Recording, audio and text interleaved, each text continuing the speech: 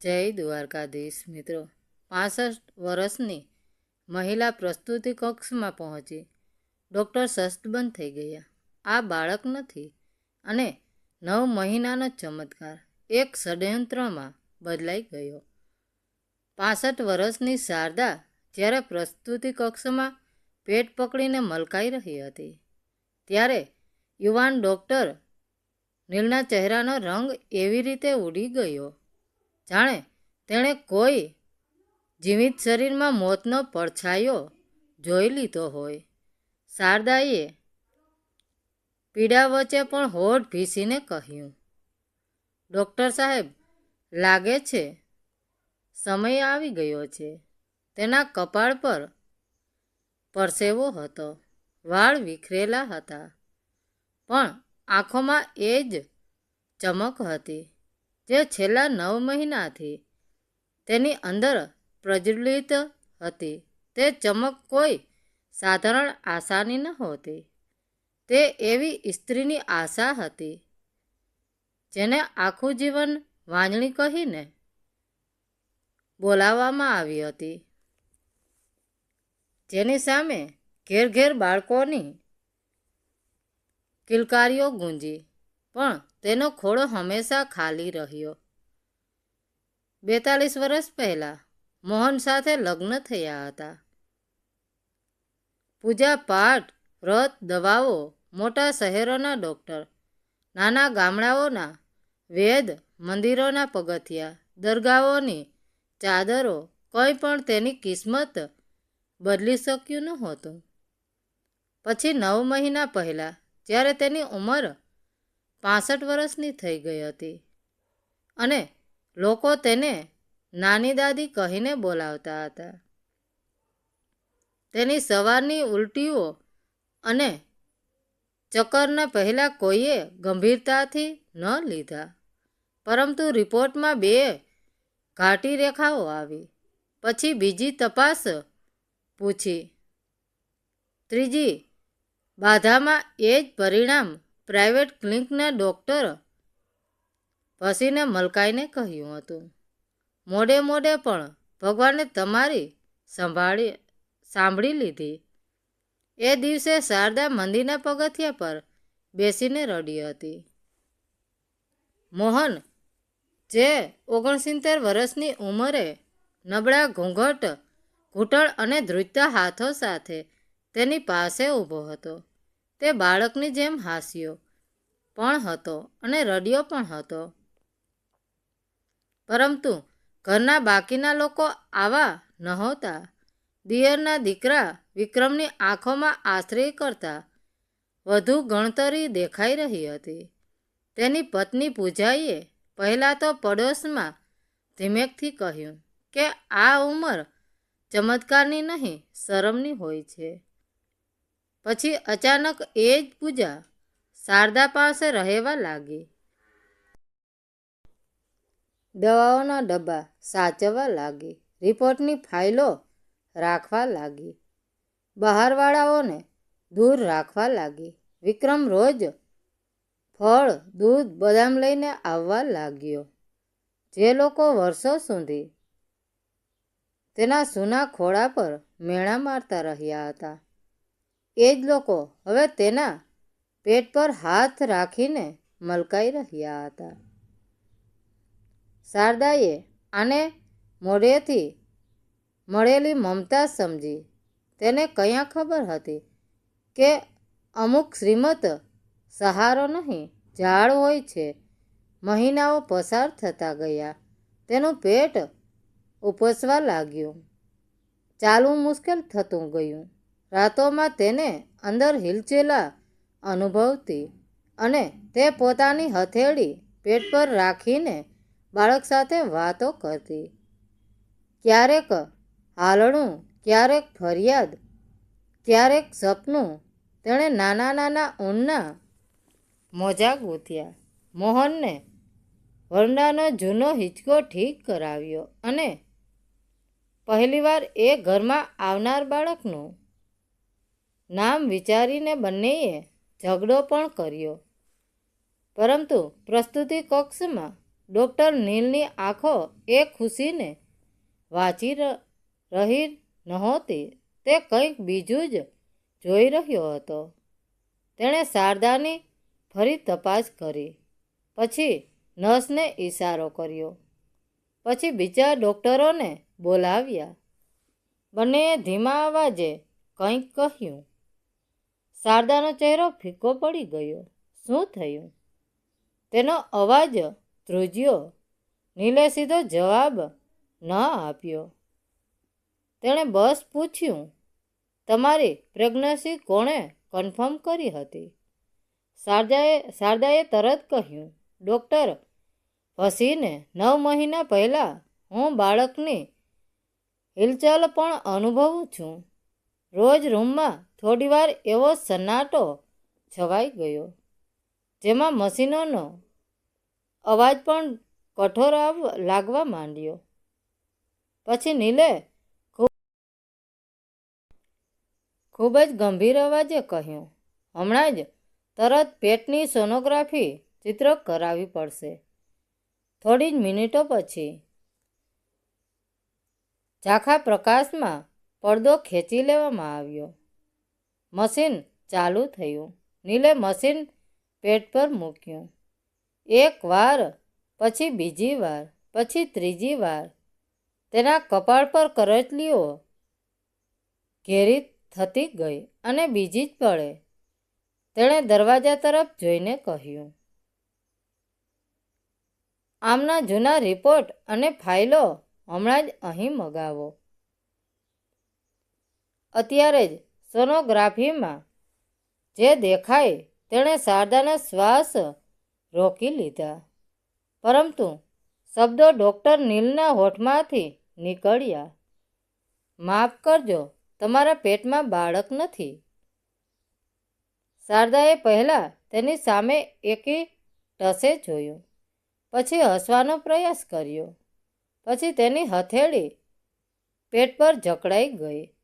જૂઠું, હું હિલચાલ અનુભવતી રહી છું 9 મહિનાથી. નીલનો અવાજ વધુ ધીમો થઈ ગયો. તે હિલચાલ બાળક નથી, એક બહુ મોટી ગાંઠના કારણે છે. મોહનની લાકડી હાથમાંથી છૂટી ગઈ. શારદાની આંખોમાંથી આંસુ નહીં, જાણે આખું જીવન વહી નીકળ્યા હોય. ત્યારે જ નર્સ જૂના રિપોર્ટ લઈને આવી. નીલે તેને પલટાવ્યા, પછી એક ગાડીમાં દબાયેલો અસલી કાગળ કાઢ્યો. તેના પર સાફ લખ્યું હતું, 7 મહિના પહેલાં જ અડાશય ઓવરી પાસે વધતી જ હતી. ખતરનાક ગાંઠ, તાત્કાલિક સર્જરી ઓપરેશન જરૂરી છે. એ કાગળ પર રિપોર્ટ લેનારની સહી હતી. પૂજા શારદાનું હૃદય ત્યાં જ બેસી ગયું. એ જ સમયે બહાર પેસેન્જરમાં વિક્રમનો દબાયેલો અવાજ સંભળાયો. તે ફોન પર ધીમેથી બોલી રહ્યો હતો, ભસીન સાહેબ, જો કાગળો ખુલી ગયા તો આપણે બધા ફસાઈ જશું. મેં કહ્યું હતું ને, તેને શહેર વાળી હોસ્પિટલમાં ના મોકલો. શારદાના કાનમાં બહારથી આવતા વિક્રમના શબ્દો હથોડાની જેમ વાગી રહ્યા હતા. જો કાગળો ખુલી ગયા તો આપણે બધા ફસાઈ જઈશું. જે આંખો થોડીવાર પહેલાં એક અસ્તિત્વહીન બાળકના દુઃખમાં રડી રહી હતી, તે જ આંખોમાં હવે એક ભયંકર ક્રોધ અને શૂન્યતા છવાઈ ગઈ.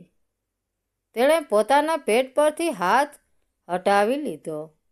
હવે તેને ત્યાં કોઈ બાળકનો અહેસાસ નહોતો થઈ રહ્યો, પણ એક ભયાનક ષડયંત્રનો બોજ લાગી રહ્યો હતો. જે ધીમી હિલચાલને તે પોતાના બાળકની કિલકારી સમજતી હતી, તે હકીકતમાં એક ધીમું મોત હતું. જે તેના જ પરિવારે તેના શરીરમાં ઉછેર્યું હતું. ડૉક્ટર નીલ બધું સમજી ગયા હતા. તેઓ માત્ર એક ડૉક્ટર નહોતા, પણ એક અત્યંત ઈમાનદાર અને સંવેદનશીલ માણસ હતા. તેમણે હોસ્પિટલના સિક્યુરિટી ગાર્ડને ઈશારો કર્યો અને રૂમનો દરવાજો અંદરથી બંધ કરી દીધો. મોહનજી નીલે ધ્રુજતા મોહનને ખુરશી પર બેસાડતા અને પાણીનો ગ્લાસ આપતા કહ્યું, તમારી પત્નીના પેટમાં બાળક નથી, પણ એક જીવલેણ ગાંઠ છે અને તમારા જ પરિવારના લોકોએ એક લાલચુ ડૉક્ટર સાથે મળીને આ વાત તમારાથી છુપાવી. જો હજુ થોડા દિવસ મોડું થાત તો આ ગાંઠ ફાટી શકત અને શારદાજીનો જીવ જઈ શકતો હતો. મોહનના હાથ, જે ઉંમરના કારણે ધ્રુજતા હતા, તે અચાનક સ્થિર થઈ ગયા. તેણે પોતાની લાકડી જમીન પર જોરથી પછાડી. મારી શારદાનો જીવ લેવા માગતા હતા આ પાપીઓ, પણ શા માટે? અમે એમનું શું બગાડ્યું હતું? શારદા બેડ પરથી ધીમા પણ મક્કમ અવાજે બોલી, મકાન અને જમીન માટે.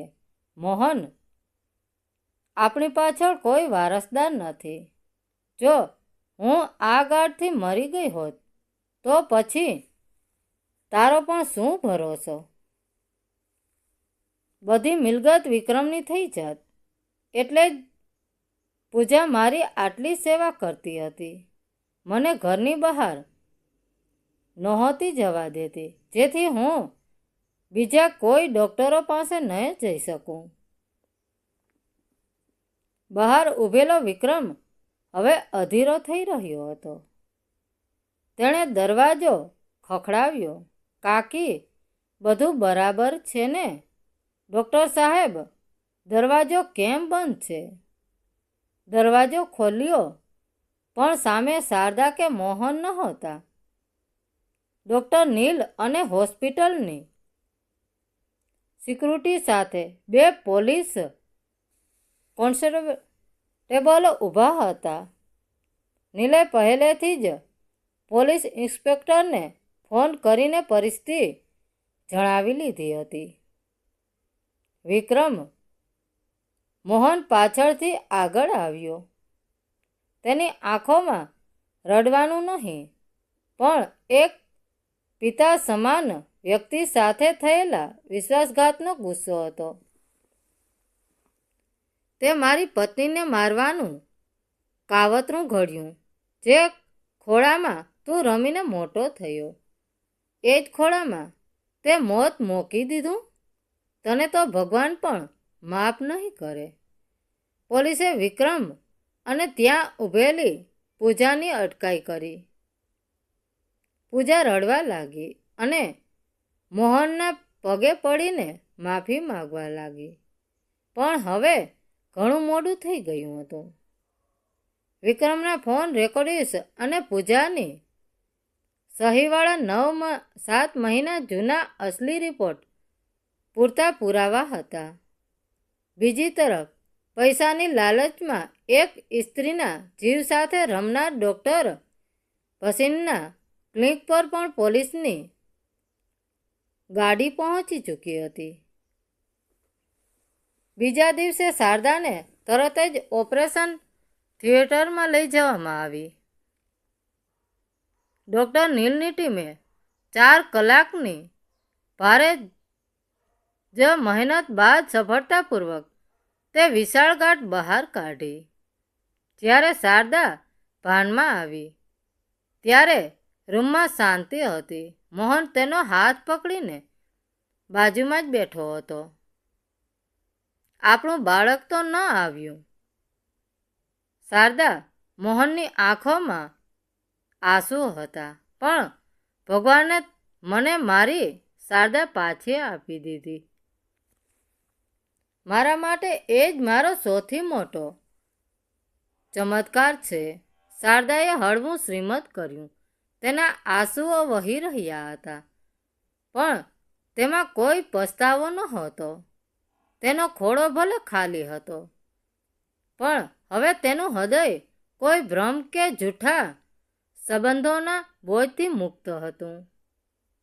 તેણે એક નવી જિંદગીની શરૂઆત કરી હતી, જેમાં કોઈ છેતરામણી, મમતા નહોતી, માત્ર સત્ય અને મોહનનો નિસ્વાર્થ પ્રેમ હતો. મિત્રો, વાર્તા કેવી લાગી? સારી લાગી હોય તો કોમેન્ટ કરીને જરૂર જણાવજો. ધન્યવાદ મિત્રો. રાધે રાધે. જય દ્વારકાધીશ.